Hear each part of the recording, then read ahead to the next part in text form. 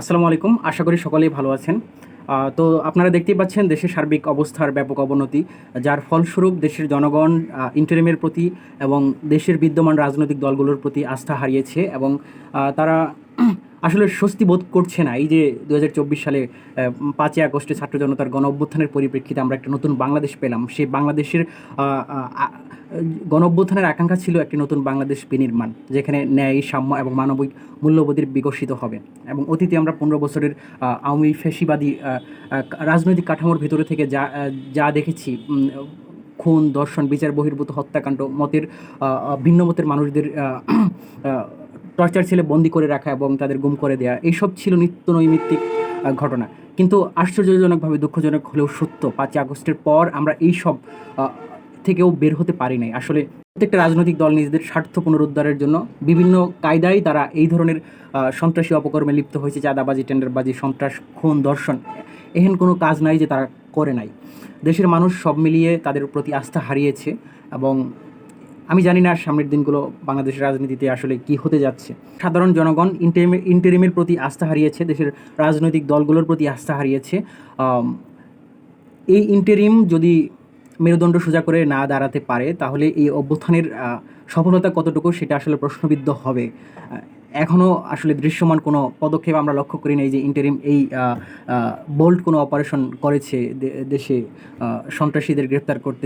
আপনারা যারা বিএনপিপন্থী রাজনীতি করেন, তারা হয়তো বিভিন্ন কায়দায় বোঝানোর চেষ্টা করছেন যে এই যে পাথর চাপা দিয়ে হত্যাকাণ্ড করা হলো, তারা সবাই কেন এইটা নিয়ে কথা বলছে।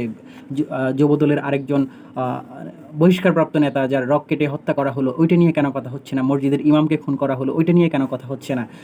আসলে আপনারা যেটা বোঝানোর চেষ্টা করছেন যে মানুষ আপনাদের বিরুদ্ধে রাজনৈতিক প্রচার, যতটা না বিচারের দাবিতে তারা মাঠে নামছে, তার থেকে বেশি রাজনৈতিক কর্মসূচির অংশ হিসেবেই তারা আপনাদের বিরুদ্ধে স্লোগান দিচ্ছে, প্রতিবাদ জানাচ্ছে। হয়তো অনেকে কুরুচিপূর্ণ মন্তব্য করছে, এটা সেটা করছে, ডিফেন্ড করতে পারেন। বাট এই যে জনগণের ক্ষোভ, এই যে মানুষের ন্যায়সঙ্গত ক্ষোভ, এটা কিন্তু একদিনে তৈরি হয় নাই। এর জন্য আপনারাই দায়ী। কীভাবে দায়ী? ৫ই আগস্টের পর আওয়ামী ফ্যাসিবাদী শাসনের অবসান হওয়ার পর আওয়ামী লীগের দুষ্ট প্রকৃতির লোকজন যেই সব কর্মকাণ্ডে লিপ্ত ছিল, সেই সব কর্মকাণ্ড আপনাদের রাজনৈতিক দলের ছত্রছায়ায় বেড়ে উঠছে যারা, আপনাদের দলের শক্তি ব্যবহার করে তারাই কিন্তু সেই ধরনের কর্মকাণ্ডে লিপ্ত হয়েছে। এবং এই যে মানুষের ক্ষোভ, এটা কিন্তু একদিনে তৈরি হয় নাই। ধীরে ধীরে আস্তে আস্তে মানুষের মনের মধ্যে এই ক্ষোভ জমা হয়েছে। আপনারা এই ক্ষোভকে ভয় করতে শিখেন।